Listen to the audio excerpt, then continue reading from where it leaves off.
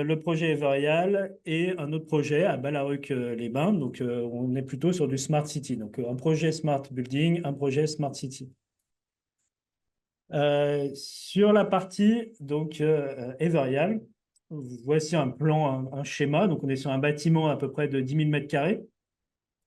Donc, c'est composé de deux parties, le bâtiment. Il y a une partie entrepôt et une partie bureau.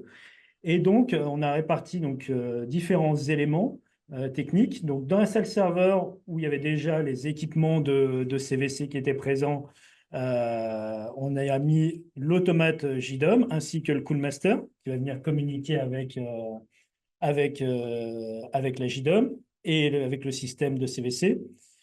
Mais également une antenne LoRaWAN qu'on a positionnée ailleurs dans le bâtiment, qui est reliée en IP avec l'automate, et on l'a mis ailleurs pour pouvoir couvrir plus facilement l'intégralité du bâtiment. On a mis en place du sous-comptage, ce qui permet de mettre très facilement en place le système et de le déployer très rapidement. Donc, ce qu'on peut montrer peut-être, voilà, c'est à quoi ressemble l'armoire spécifique à la CVC. Donc, on retrouve la partie Hitachi donc, qui sont les passerelles qui gèrent la partie CVC. Alors ça, peut-être que Daniel, tu pourras mieux expliquer Oui, à quoi elles servent alors, et ce qu'elles sont dans le système. bien sûr. Alors, en fait, ici, on a un système qui va faciliter grandement l'installation parce que, anciennement, est déjà présent, en fait, sur site, vous aviez un système de contrôle centralisé. Donc, ces contrôles centralisés peuvent avoir différentes formes, hein. Ça peut être des contrôleurs RIDIM, comme ça peut être ces grands écrans, des fois, de contrôle qu'on va trouver dans pas mal d'enseignes, qui vont permettre de contrôler en un seul point, en fait, l'ensemble des systèmes de CVC. Donc, lorsque vous avez cette configuration, comme on peut voir à l'écran, en fait, tout simplement, on va venir récupérer les bus de communication qui nativement arrivent au niveau de ces contrôleurs centralisés pour simplement se brancher en parallèle auprès du Coolmaster qui va permettre à ce moment-là, tout de suite, de pouvoir en fait récupérer l'ensemble des unités intérieures, donc de faire une auto-exploration de ce qu'il y a sur le bus et donc d'afficher les unités intérieures qui va permettre ensuite après de pouvoir directement se connecter auprès de la JDOM. Ok, merci pour l'explication. Mais effectivement, du coup, ça permet une mise en place hyper rapide, quoi. Vraiment, en 10 minutes, c'est réalisé, hein. Il suffit de venir se brancher en parallèle du bus existant et le relier sur le réseau et l'installation était terminée. Tout à fait. Je pense, Thomas, que tu en as Ah, d'ailleurs une meilleure expérience que moi, parce que moi, étant venant du secteur CVC, ça me paraît simple, mais pour toi, de souvenir qui n'est pas issu du système CVC, ouais. tu en as fait l'expérience. Donc, c'est ton retour qui sera, je pense, le plus intéressant. Exactement. Et donc, ce qu'on peut faire effectivement, c'est faire une petite démo maintenant de la partie JDOM et donc la partie intégration dans JDOM, puisque là, on est vraiment sur la partie matérielle. Et comment, dans l'intégration JDOM, on va retrouver tous nos systèmes de CVC et pouvoir les piloter. Alors, je ne sais pas comment je switch d'écran. Vas-y, je te laisse faire. OK. Donc, je ne sais pas si on est toujours connecté. On est toujours connecté. Donc, si vous voyez l'écran, effectivement, on a une box JDOM donc on a mis en place sur le bâtiment et pour lequel on a fait un peu de ménage pour avoir que les fonctions qui nous intéressent. Donc, ce que je voulais montrer dans un premier temps, c'est que jusqu'à présent, lorsqu'on voulait s'interfacer avec des systèmes existants, notamment en BACnet, et donc le Coolmaster a du BACnet, il fallait donc passer par le plugin BACnet. Sur le plugin BACnet, faire un scan du réseau pour avoir nos différents équipements BACnet. Donc là, effectivement, on retrouvait notre Cool Automation. Scanner les différents points. Donc là, c'est un petit peu long, et puis plus il y a de points, plus c'est long. Donc on va attendre un petit peu. Et ensuite, faire la configuration de chacun des points. Donc autant dire que c'est quelque chose d'assez fastidieux quand on commence à avoir des installations avec 50, 80, 100 unités intérieures.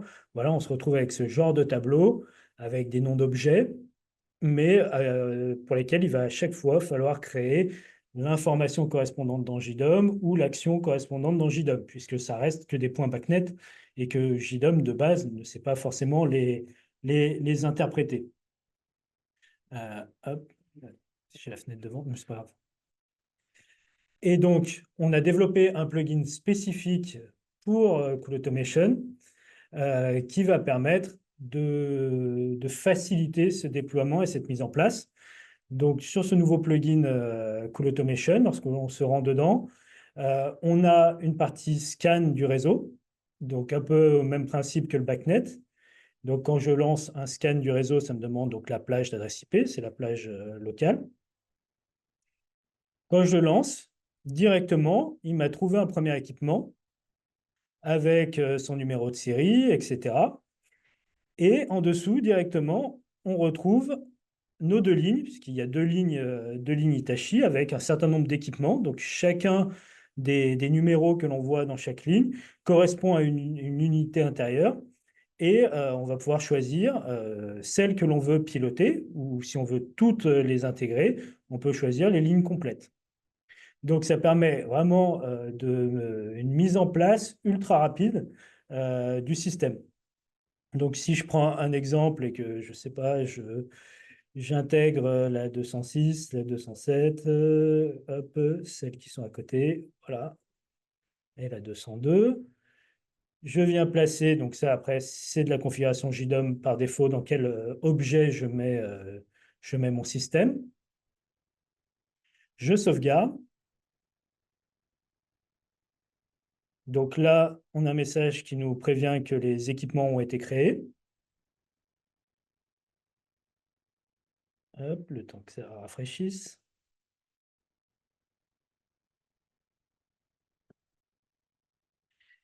Il a créé automatiquement des commandes générales, c'est-à-dire qu'on va pouvoir faire un all-off ou all-on sur toutes les unités. Et donc, si l'on revient sur la page, on se trouve donc avec la photo de notre équipement, avec la ligne qu'on a activée. Donc, on a activé des équipements sur la deuxième ligne. Donc, ça nous a mis un équipement pour la deuxième ligne qu'on va pouvoir piloter à part entière. Et dans notre ligne, on va avoir les trois équipements que j'ai sélectionnés, donc le 202, 206, 207. Et donc, on va pouvoir après facilement, par exemple, choisir ces trois éléments, les affecter à une pièce ou à un objet de notre bâtiment. Voilà, c'est fait. Et donc, si je me rends ensuite dans mon bâtiment sur la ligne 2 où je les ai mis, on a directement nos unités intérieures qu'on peut piloter. Donc, on va pouvoir allumer, éteindre, changer la consigne, température ambiante, état de l'appareil. Donc, s'il y a des défauts sur l'appareil, ils apparaîtront. Ici, le code du défaut apparaîtra. Sinon, c'est un point vert pour dire que tout est OK.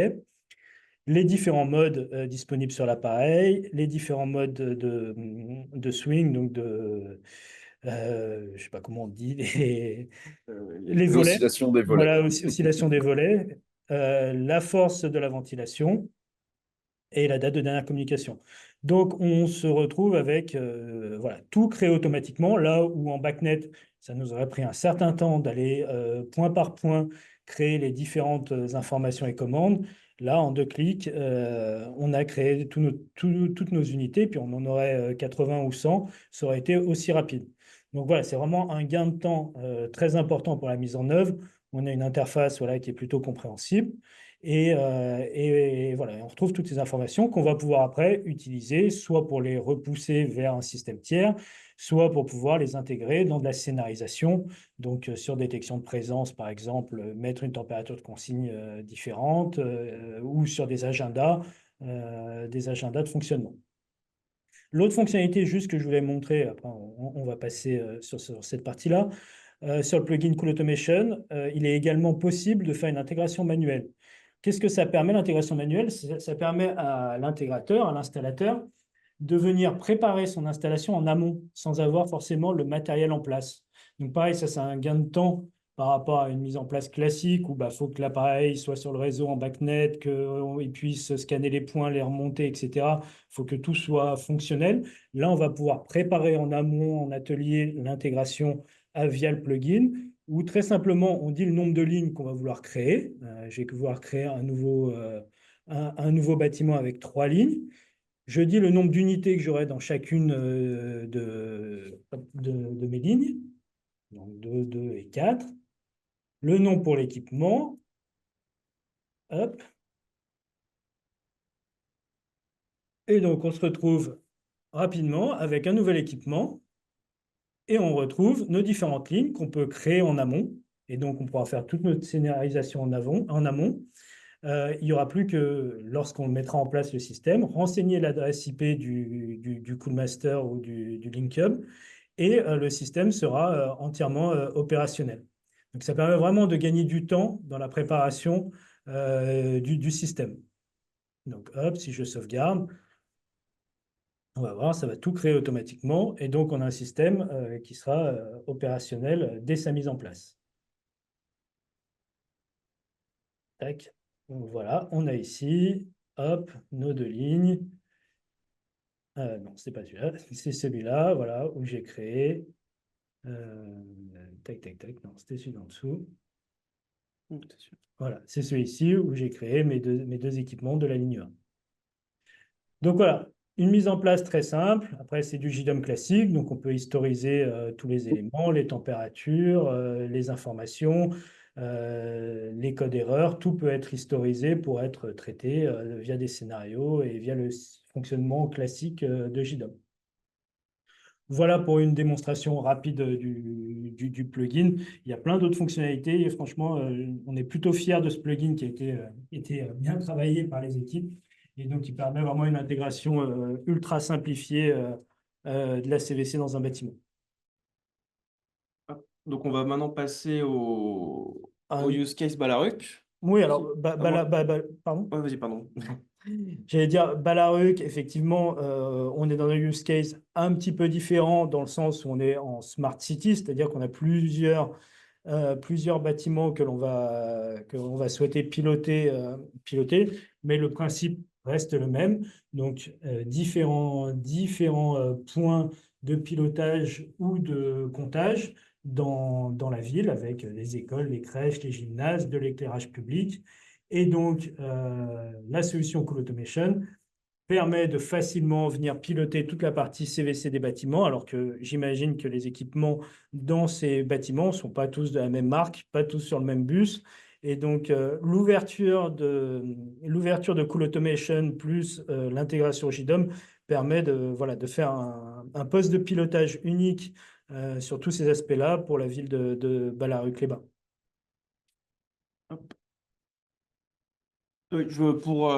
Pour finir un peu ce côté use case, donc on vous l'a dit précédemment, mais JDOM, on possède un réseau d'intégrateurs euh, qui sont nos partenaires dans l'installation et la maintenance des solutions connectées. Donc, comme on vous l'avait dit, nous, on n'a pas vocation à aller sur le terrain, installer concrètement nos solutions. Du coup, on a besoin de ce réseau d'intégrateurs pour pouvoir aller faire, surtout côté maintenance, de toutes nos solutions. Et du coup, aujourd'hui, voilà, on souhaitait vous inviter à peut-être venir rejoindre ce réseau, découvrir la solution JDOM et voir toutes ces applications.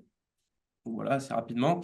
On va peut-être présenter quelques grosses réalisations qu'on a fait avec plusieurs clients. Ouais, alors en parler rapidement, mais ce sont nos principaux clients, en tout cas grands comptes. Bon, vous connaissez sûrement ces différentes structures. Mais voilà, Clariane, donc, qui était anciennement Corian, donc qui est plutôt de l'EHPAD et de la clinique. Utopia, donc, qui est une chaîne de camping et d'espaces de plein air. Everreal, donc, qui est notre partenaire et qui fait de l'archivage légal de documents et qui dispose de nombreux sites en France. Gibert, donc les librairies qui ont pareil des entrepôts et des points de vente à gérer.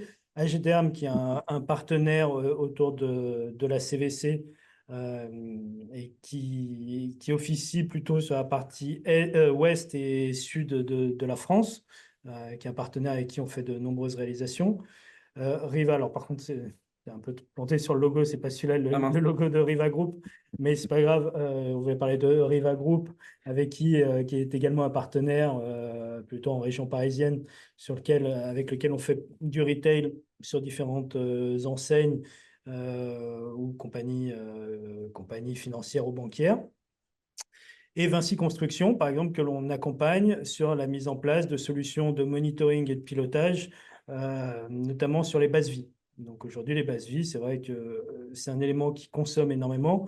Et donc, ensemble, on travaille avec Vinci sur la mise en place de systèmes de pilotage, notamment du chauffage, de l'éclairage et de supervision des bases vie.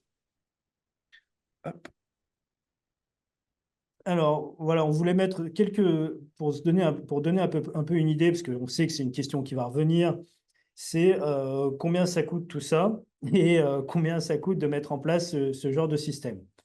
Alors là, on parle surtout de la partie hardware et matériel pour nos partenaires intégrateurs.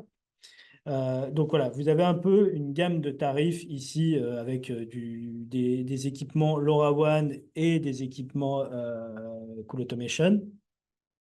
Donc voilà, c'est un peu pour se donner une idée. Donc magasin retail, on va plutôt partir sur une box type Luna qui est plutôt abordable et qui va permettre une facilité de mise en œuvre puisque c'est tout intégré avec des actionneurs, un sous-comptage, un cool link-up. Donc après, c'est en fonction du besoin du client. Mais voilà, vous avez à peu près les gammes tarifaires des produits. Après, tout dépend des spécificités, de ce qui est à compter, si c'est du triphasé, du monophasé, des ampérages, du type de comptage, s'il y a du comptage d'eau, de gaz.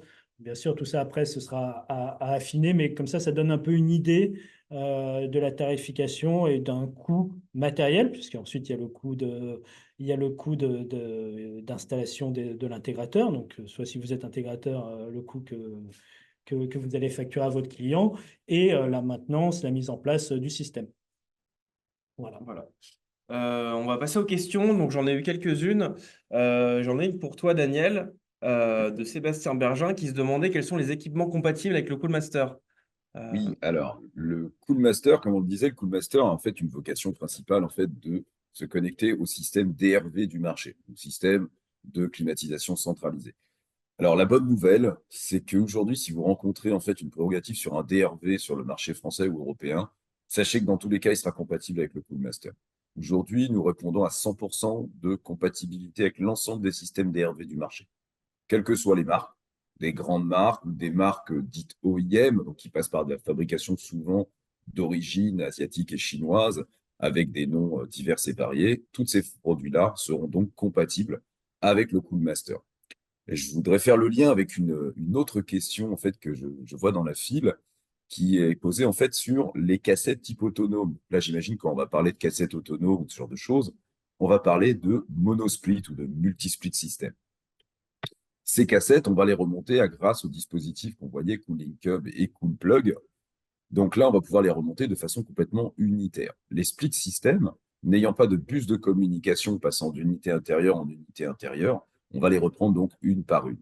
On va positionner donc un petit dispositif qui s'appellera un Cool Plug, qui est auto-alimenté par le bus de la télécommande filaire et qui va pouvoir transmettre les informations jusqu'au Cool Link Hub de façon filaire ou sans fil à travers un réseau mesh pour que le Cool Link Hub puisse être intégré directement sur le plugin JLOM.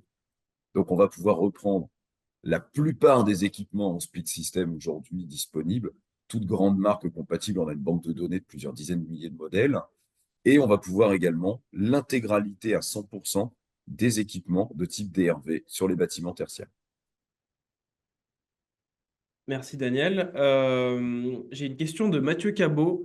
Comment ça se passe s'il n'y a pas de contrôle centralisé donc sur les CVC, c'est-à-dire des cassettes autonomes? Oui. Alors, c'est exactement un petit Merde. peu la réponse que j'ai apportée. Alors, si vous n'avez pas de contrôleur centralisé, le contrôleur centralisé, il faut imaginer qu'en fait, déjà, ça va être la plupart du temps utilisé dans un cadre de DRV. C'est-à-dire que vous avez un système frigorifique d'une marque qui va avoir jusqu'à 50, 100, 200 unités intérieures, imaginons. Tous les bus des différents systèmes atterrissent sur un seul et même contrôleur. Donc, si vous arrivez sur ce contrôleur, vous pouvez tout simplement le dupliquer, le connecter en parallèle au Coolmaster pour récupérer tout le monde. Si vous n'aviez pas ce contrôleur centralisé, le bus de communication qui est utilisé sur un système unitaire et qui passe de cassette en cassette, vous pouvez le prendre, le connecter. Vous récupérez l'intégralité des cassettes de ce biais. Si vous êtes dans un environnement qui va être multi-système frigorifique, à ce moment-là, il y a un bus qu'on appelle un bus de commande centralisé sur les équipements CBC qui vont permettre de lier les différents systèmes frigorifiques, à terme de se connecter sur le Coolmaster et de reprendre l'intégralité des systèmes frigorifiques.